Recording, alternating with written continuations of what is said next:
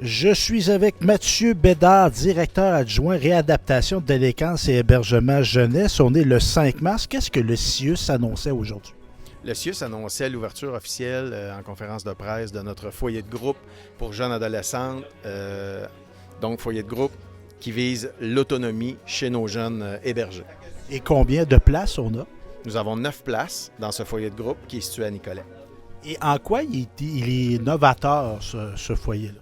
Le foyer de groupe est très novateur parce qu'il nous amène à travailler vraiment de façon intéressante le passage à la vie autonome. Alors, on travaille davantage la prise de décision, toutes les différentes facettes que l'adolescente doit développer pour s'améliorer et travailler et se sentir davantage prête pour le passage à la vie autonome.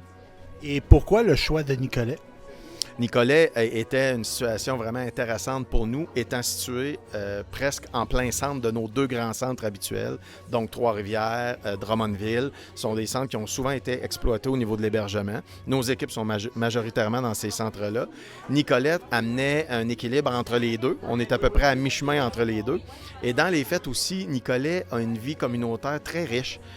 Donc, on voyait d'un bon œil, puisque notre volonté était de se mailler à la communauté, de permettre à nos jeunes aussi de développer des aptitudes et des maillages dans cette communauté-là, que ce soit à travers du bénévolat, l'emploi, la scolarité, autres.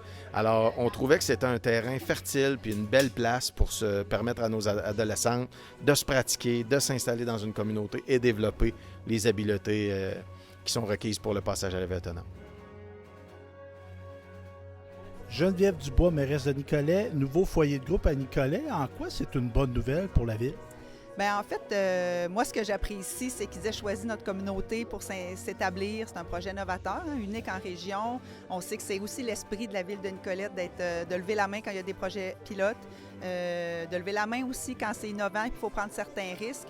Donc, on est une communauté avec plein de services que ces services-là peuvent être offerts à ces jeunes filles-là, mais en plus avec un esprit de communauté tissé serré.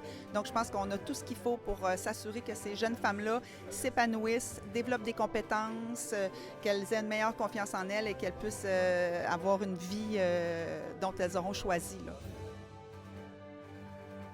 Donald Martel, député de Nicolet-Bécancour, nouveau foyer de groupe à Nicolet. Comment tu réagis à cette annonce-là? Moi, c'est une très, très bonne nouvelle. Il faut penser à des personnes, là, on parle de jeunes femmes, 15, 16, 17, 18 ans, qui vont avoir 18 ans, qui vivent dans des centres jeunesse où ils sont plusieurs au même endroit.